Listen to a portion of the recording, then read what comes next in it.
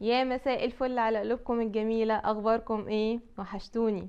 النهاردة هنتكلم مع بعض شوية عن البوست اللي انا نزلته الاسبوع اللي فات، اللي كنت بقول لكم فيه هننزل شوية نصايح وارشادات لفقدان الوزن. الارشادات والنصايح ان شاء الله هتنزل بعد الفيديو على طول. دي بتساعدنا ازاي نرتب يومنا، ازاي ايه اللي ناكله، ايه اللي ما ناكلوش، ايه اللي محتمل ناكله في اوقات التخسيس او الرجيم، وايه اللي ممنوع خالص ما ينفعش ناكله. الارشادات دي هتساعدكم كتير ان شاء الله. كمان هنزل لكم ابلكيشن على الصفحة، ده من خلاله تقدري تعرفي السعرات الحرارية اللي جسمك بيحتاجها في اليوم. هتدخلي طولك، هتدخلي سنك، هتدخلي وزنك، هتدخلي مثلا نشاطك اليومي، نشاط خفيف وسط نشاط تقيل، ده على حسب شغلك طبعا طول اليوم. ده هيديك السعرات الحراريه اللي انت محتاجاها. هنخصم مثلا لو انت طلع لك 2000 سعر حراري، هنخصم 500 سعر حراري. فاحنا عشان نخس ناخد 1500 سعر حراري، ده هيخلينا نخس قد ايه؟ خلينا نخس نص كيلو في الاسبوع.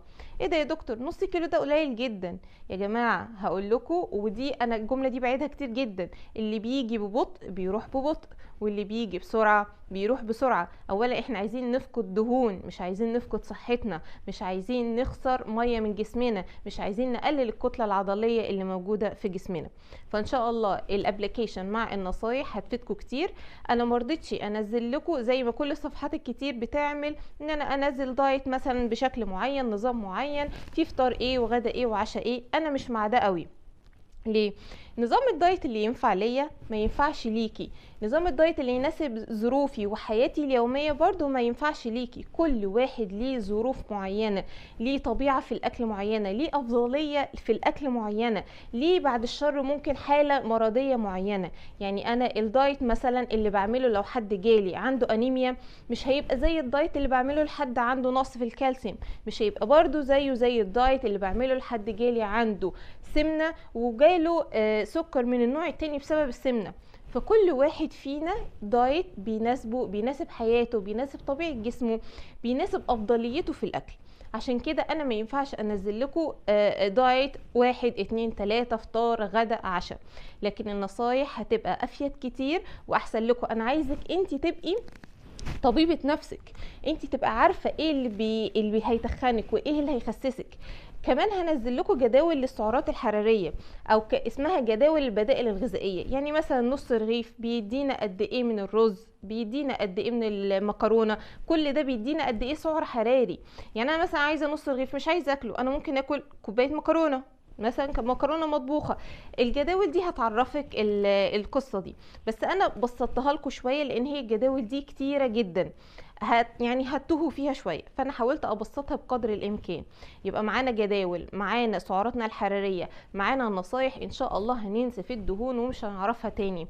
عايزين نغير حياتنا، عايزين جسمنا يبقى شكله لطيف، نبقى راضيين عن نفسنا كده في اللبس. عايزاكم تقروا النصايح كويس جدا. لقيتوا فيها اي حاجه مش واضحه شويه ابعتوا لي كومنت، ابعتوا لي الاستفسارات اللي انتوا عايزينها وانا هرد عليكم ان شاء الله. اعتقد يعني ان احنا هيبقى التواصل بينا هيبقى احسن على جروب عائله دكتور فود.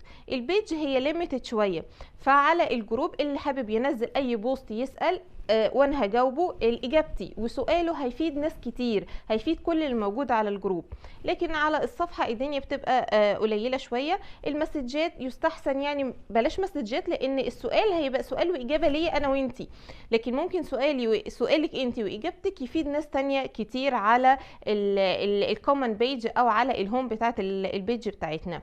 اتمنى يا رب ان انا اكون فدتكم في المعلومات اللي هتنزل ان شاء الله، في النصايح اللي هتنزل. ليكوا اي استفسار في اي وقت تبعتولي، مفيش ادنى مشكله خالص وهرد عليكم. واتمنى ان انا وانتم نغير حياتنا. انا اول واحد على فكره في اول كومنت هقول لكم انا عايز اخس قد ايه في كام شهر. يعني هقول لكم دلوقتي انا عايزه اخس 10 كيلو في 3 شهور، ايه رايكم؟ وهبدا معاكم على فكره الورشه اللي احنا هنعملها دي، وفي الاخر هنعرف النتيجه ونشجع بعضنا كده وننطلق. واشوفكم في فيديو جديد. باي باي.